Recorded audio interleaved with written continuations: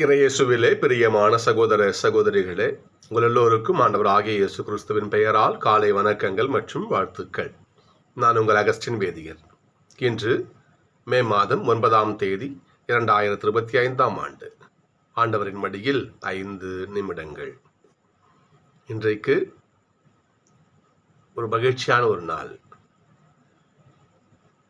விவிலியத்திலே வார இருக்கும், இயேசு தான் விரும்பியவர்களை தம்மிடம் அழைத்தார்னு இருக்கும். தன்னுடைய பணிக்காக தம்மோடு இருக்கவும் தம்முடைய பணியை செய்ய அவருக்கு அதிகாரம் கொடுத்தார் பைபிள் சொல்லுகிறது. அதே போல நமக்கு இன்று புதிய திருத்தந்தை கொடுக்கப்பட்டிருக்கிறார் கடவுளால். 14ஆம் லியோ திருத்தந்தைக்கு நம்முடைய வாழ்த்துக்களையும் ஜபங்களையும் கூறுவோம். இறைமகன் இயேசு புதிய திருத்தந்தையை கரம் பிடித்து வழிநடத்த அவருக்காக ஜெபிப்போம். இந்த உலக திரு அவையை வழிநடத்துறது சாதாரண விஷயம் கிடையாது. இந்த உலகம் இருக்கின்ற கத்தோலிக்க மக்களை, கோடான கோடி மக்களை கரம் பிடித்து பத்திரமா வழிநடத்தி கூட்டும்போது சாதாரண விஷயம் கிடையாது. அந்த மாபெரும் இடத்திற்கு, அந்த மாபெரும் பொறுப்புக்கு, அந்த மாபெரும் பணிக்கு தேர்ந்தெடுக்கப்பட்ட திருத்தந்தை லியோ 14ஆம் லியோ அவர்களை கடவுள் தாமே தன்னுடைய தூதர்களை அனுப்பி சுற்றி சூழ்ந்து காத்து வழிநடத்த அவருக்காக ஜெபிப்போம். அவருக்காக தந்தைக்கு நன்றி சொல்லுவோம், கடவுள் நன்றி சொல்லணும். நாம இன்றைக்கு அற்புதமான ஒரு வாசகம், முதல் வாசகம். எவ்வாறு திருத்தந்தை கடவுளுடைய பணிக்காக அழைக்கப்பட்டிருக்கிறாரோ அதை போல ஒரு மாபெரும் நபர் இன்றைக்கு அழைக்கப்படுகிறார். மாபெரும் நபர் அழைக்கப்படுறார். இவரை திருச்சபையிலிருந்து இவரை விலைக்கு வைக்கவே முடியாது.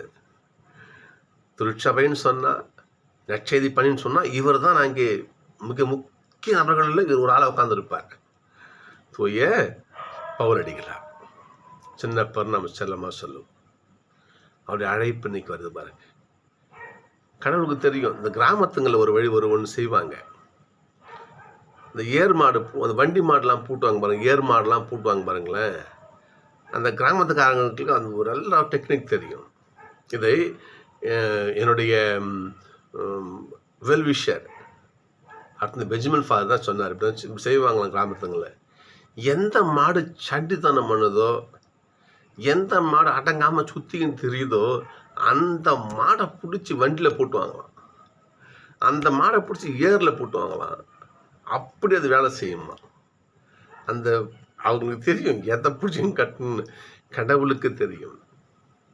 இங்க பாருங்க, தமஸ்கு நகரில் கிறிஸ்தவர்களை துன்புறுத்த என்ன பண்ண கடிதம் வாங்கியிருக்க தமஸ்கு கிளம்புறாரு.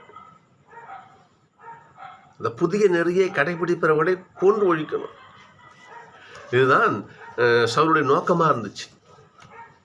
பாப்பா மகனே, அப்படி என் பிள்ளைகளை நீ அழிக்க போறியா வா என்று ஆண்டவர் தன் பிள்ளைகளை அழிக்க சென்ற, தன் மக்களை கொடுமைப்படுத்த சென்ற அந்த நபரை, சவுலை, தனக்கு மாபெரும் கருவியாக இங்கு அழைக்கிறார். இவரால் தான் திருச்சபை இன்றைக்கு உலகம் முழுக்க பரவி இருக்கணும். அதுக்கு மிகையே கிடையாது. அவருடைய 3 தூதுரை பயணங்கள், இத்தனை கடிதங்கள், திருமுகங்கள், அதெல்லாம் நம்ம அவருடைய பணிக்கு கடவுள் தெரியும் அழைச்சிருக்காரு. அவரால் கடவுள் மாபெரும் செயல்களை செய்தார். கடவுளுக்கு நன்றி சொல்லுவோம். இன்றைக்கு நற்செய்தி வாசகம் பாருங்க. இன்னைக்கு என் உடலை தின்று, உண்டுன்னு சொல்லக்கூடாது, தின்றுன்னு சொல்லணும். அந்த வார்த்தை தான் மூல நூலில் இப்படி தான் இருக்கும். மூல நூல் கிரேக்கில் இப்படி தான் இருக்கும். துரைக்கேன்னு சொல்லுவோம். துரைக்கே என்றால் ஒரு கரும்பை எப்படி சாப்பிடுவோம் நம்ம. ஒரு கரும்பு சும்மா துப்பிடுவோமா, அந்த கடைசி இனிப்பு இருக்கிற மாதிரி நல்லா கட்டிச்சு மென்று அந்த சக்கை, அந்த மொத்த இனிப்பையும் உறிஞ்சிட்டு சக்கையை துப்புவோம் பார்த்தீங்களா, தான் இந்த சப்பி சாப்பிடுவது. அந்த அளவுக்கு அந்த துரைக்கைங்கிற வார்த்தைக்கு அப்படி அந்த மாதிரி ஆண்டவர் நம்ம என்ன பண்ணணுமா, ஆண்டவருடைய திருவுணவை நம்ம உண்ணணும். ஆண்டவர் மேலே அவ்வளோ பற்று கொண்டு இருக்கணும். புரியுதுங்களா? அற்புதமான வாசகம் இன்னைக்கு நமக்கு. என்னுடைய உடலை, என் ரத்தத்தை, என் மேல் அவ்வளோ பற்று கொண்டிருங்க நீங்கள். அப்படி இருந்தால் நீங்கள் இறப்பினும் வாழ்வீர்கள். பவுல் அவ்வாறு இருந்தார். எனவேதான் அவர் இறப்பினும் இன்றைக்கும் வாழ்ந்து கொண்டிருக்கிறார்.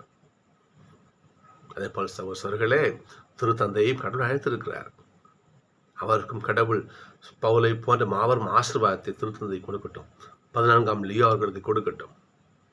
அவரும் இந்த உலகத்தில் இன்னும் நற்செய்தி பணியை மேன்மேலும் வளர்க்க, இன்னும் ஆண்டவருக்காக ஆன்மாக்களை அறுவடை செய்ய புதிய திருத்தந்தைக்கு ஆண்டவர் தாமே வழிகாட்டட்டும். நாம் ஜெபிப்போம். அற்புதமான திருப்பாடல் இன்றைக்கு பல்லவியை பாருங்களேன். இன்னைக்கு மார்க் 16:15 உலகெங்கும் சென்று படைப்புக்கெல்லாம் நற்செய்தி அறிவியுங்கள். தூய பவுல் செய்தார். 3 தூதுரை பயணங்கள். எங்க பார்த்தாலும் இறப்பது எனக்கு ஆதாயமேன்னு சொன்னார். கடவுளை தவிர இதெல்லாம் குப்பைன்னு சொன்னார்.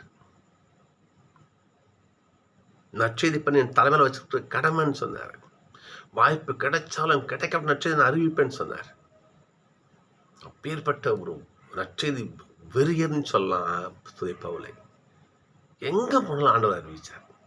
அதே போல சகோதரர்களே, திருத்தந்தையும் அவ்வாறு இருக்க நாம் ஜெபிப்போம். அவர் மட்டும் நமக்கெல்லாம் அந்த கடமை உண்டு. ஊர்கள் நட்சத்திரம் அறிவிக்கணுமா, அருட்சோதர நட்சத்திரம் அறிவிக்கணுமா, இல்லை வேத நட்சத்திரம் அறிவிக்கணுமா? கிடையாது. நம்ம ஒவ்வொரு தலைமையிலும் இந்த பணி சுமத்தப்பட்டிருக்குது. சகோதரர்களே, நாம் எப்பொழுதுகளை போல நட்சத்திர வீரர்களாக வளம் வருவோம். ஆண்டவரை துறைக்கேன்னு சொன்ன பாருங்க, அந்த மாதிரி ஆண்டவரை முழு பற்றுதலோடு பற்றி கொண்டிருக்க வேண்டும். அவ்வாறு இருந்தால் நாமும் தூய சவுலை போல ஒரு பெரிய நட்சத்திர வீரராக வரலாம். ஏன் வர முடியாது? ஆண்டவரை போற்றுவோமா? திருப்பாடல் 117. பிறனத்தாரே, நீங்கள் அனைவரும் ஆண்டவரை போற்றுங்கள். மகளினத்தாரே, நீங்கள் அனைவரும் ஆண்டவரை புகழுங்கள். ஏனெனில் அவர் நமக்கு காட்டும் அன்பு, ஆண்டவர் நமக்கு காட்டும் மாறாத அன்பு மிகப்பெரியது. அவரது உண்மை என்றென்றும் நிலைத்துள்ளது. அல்லேலூயா. சகோதரர்களே, ஆண்டவரை போற்றி புகழ்ந்து கொண்டே இருப்போம். தூய பவுலை போல, மீண்டும் தூய பவுலை போல நற்செய்தி தான் உயிரென வாழ்வோம். கடவுள் நம்மை கரம் பிடித்து வேண்டுத்தட்டும். சந்திப்போம்.